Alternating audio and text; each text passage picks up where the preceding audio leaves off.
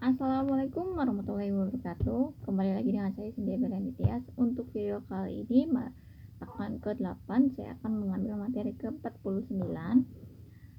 Seperti biasa, untuk memulainya marilah kita sama-sama mengucapkan basmalah terlebih dahulu untuk memulainya. Bismillahirrahmanirrahim. Di sini saya akan menjelaskan sedikit yang saya pahami tentang aeroprofa. Aeroprofa ini ada tanda-tandanya. Yang pertama itu adanya rumah, itu biasanya doma tanwin, terus alif, kemudian wawu dan nun. Yang pertama saya akan menjelaskan tentang doma. Doma di sini tanda-tandanya ada 4. Itu yang pertama itu ada isim mufrad.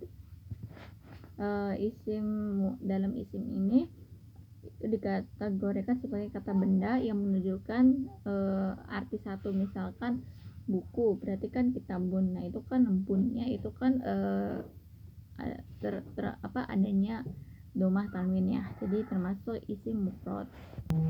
Kemudian adanya jamak taksir. Di sini jamak taksir itu tempat kedua bagi domah yang menjadi tanda i'rab. Nah, jamak taksir sendiri itu termasuk kata benda yang menunjukkan arti lebih dari 2 ataupun banyak. Contohnya buku-buku, berarti kan itu kan kutubun ya, kutubun, berarti kan itu artinya jamaknya buku-buku. Nah, ada jamak muannas salim. Jamak muannas salim itu yang bentuk jamaknya itu teratur untuk dikhususkan untuk perempuan. Itu tandanya akhiran kalau jamak muannas salim itu terakhirnya ada alif dan ta. Kemudian ada fi'il mudhari. Fi'il mudhari ini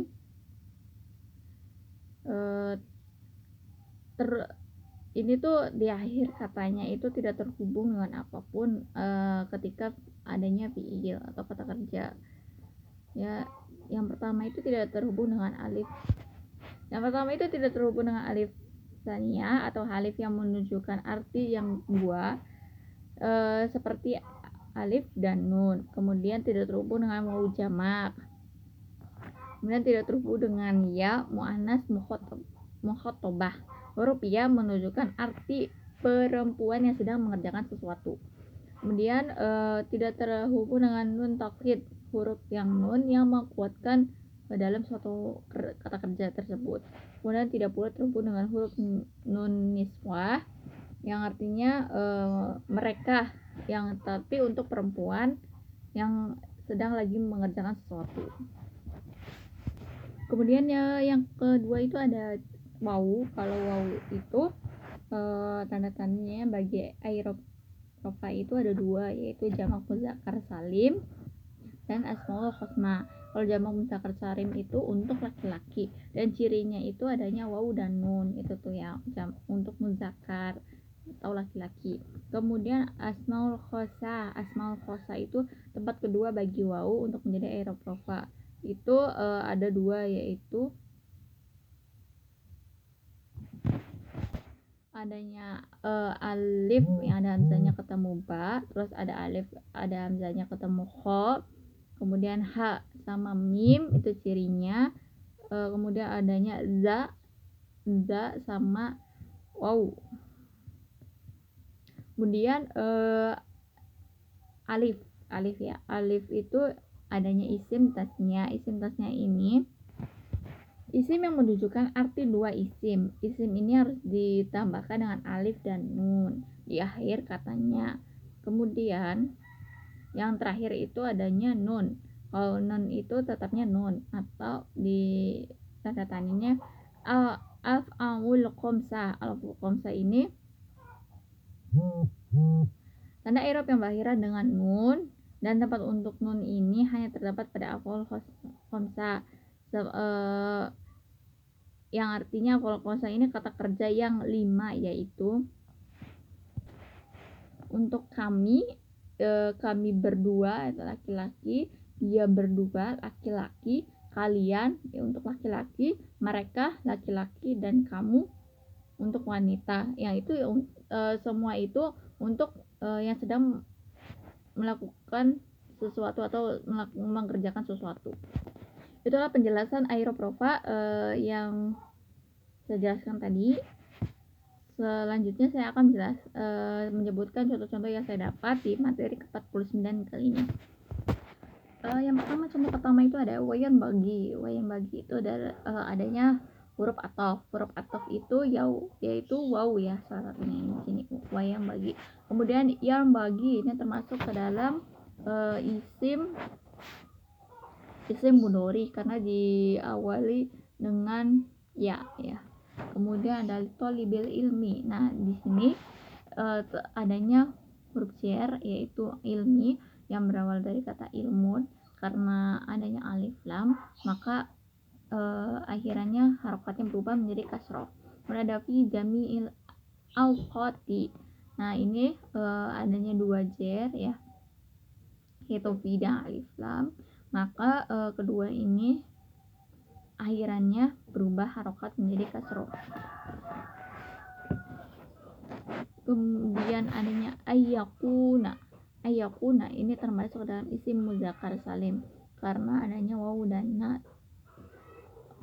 na yaitu termasuk dengan isim muzakkar salim.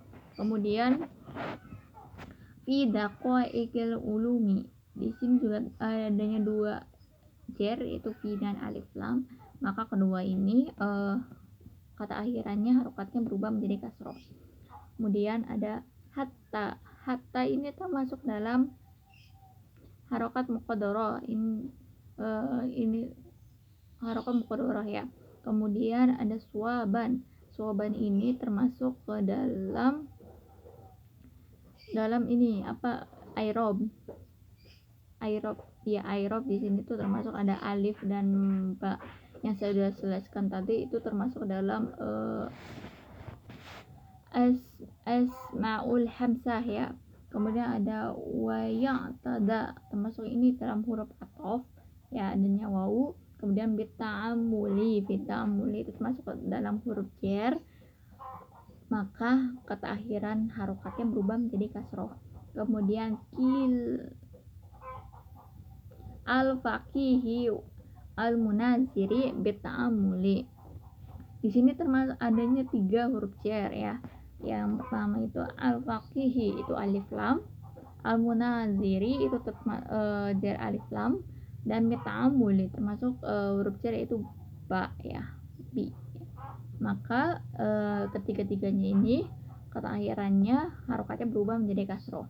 Kemudian minat ta'amuli ini termasuk dalam huruf jar adanya minnya, maka harokat akhirannya berubah menjadi kasroh.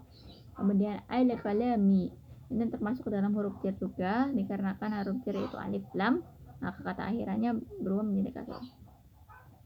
Kemudian haza ini termasuk dalam airob ya, airob. Kemudian aslun kabirun, nah ini termasuk dalam airob karena itu adanya domah tanwin ya di akhirannya. Kemudian ada ayyakuna kalamu, termasuk dari ayyakun itu termasuk dalam mudhari ya, adanya tuh kata nun di situ. Kemudian an yakuna ini an itu termasuk dalam mudhari, dan yakun termasuk ke dalam airob karena terakhirnya wawu dan nun. Kemudian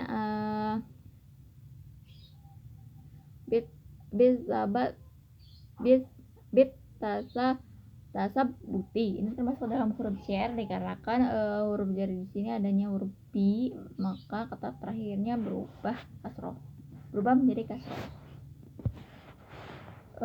Kemudian min taufik mihi, nah ini termasuk dalam huruf jar dikarenakan huruf jarnya itu min ya, maka harokat setelahnya akhirannya harokatnya berubah menjadi kasroh.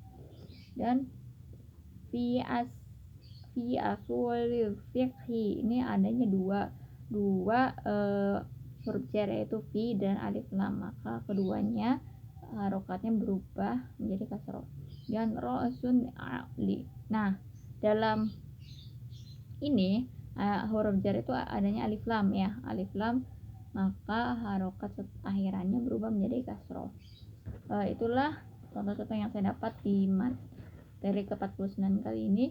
Di sini selanjutnya saya akan menerjemahkan per kalimatnya. Bismillahirrahmanirrahim. Wayam bagi litolibil ilmi ayyakuna mata'ammilan fi jami'il awqati fi daqa'iq. Dan semestinya bagi pelajar, hendaklah pelajar memilih dalam seluruh waktunya tentang kedalaman ilmu. Al-ulumi wa ya'tada dzalika fa inna ma tudrakut daqaiqu bit ta'ammuli. Dan hendaklah membiasakan pelajar kepada hal itu yang bisa diketahui karena hanyalah yang bisa diketahui kepada kedalaman ilmu dengan cara menelitinya. Walihada kila ta'ammuli tadrik. Dan oleh karena itu dikatakan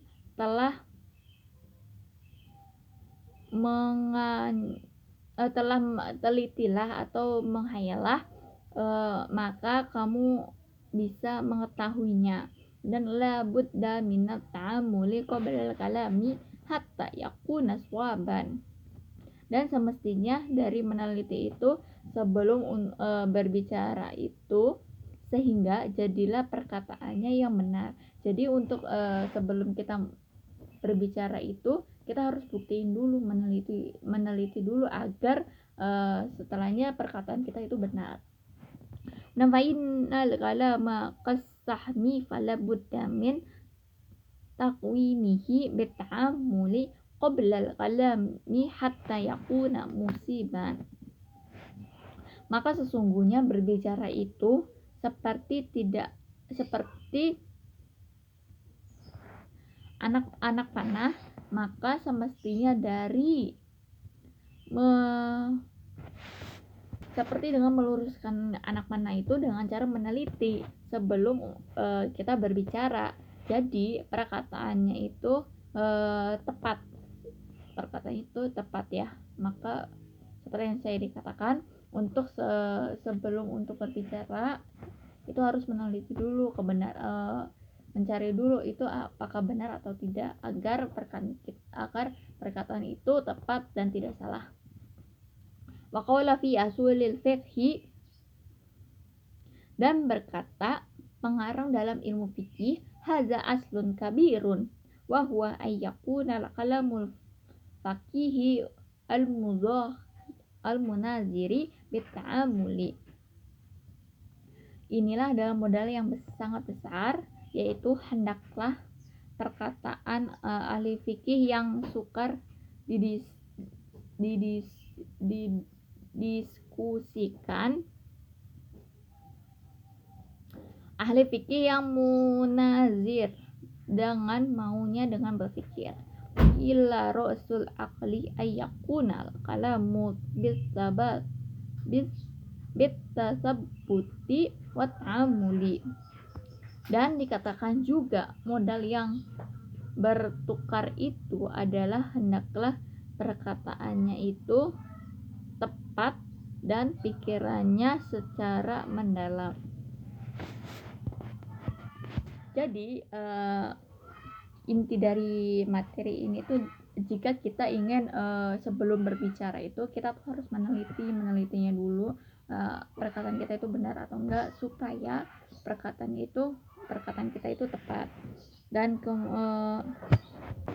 dalam ilmu fikih juga itu tuh harus hendaklah itu suka berdiskusi mengenai pembicaraan tersebut agar benar. Kemudian itu harus mempunyai ilmu yang mendalam ya, karena kalau misalkan tidak mempunyai ilmu yang mendalam terus kita berbicara pada orang lain, maka takutnya yang orang lain yang kita dengar yang waktu itu yang kita memberikan ilmu kepada orang lain itu tidak benar atau tidak tepat, nanti adanya kontroversi ya. Cukup segitu materi 49 pekan ke-8 kali ini. Sebelumnya marilah kita sama-sama mengucapkan alhamdulillah untuk saya menutupnya.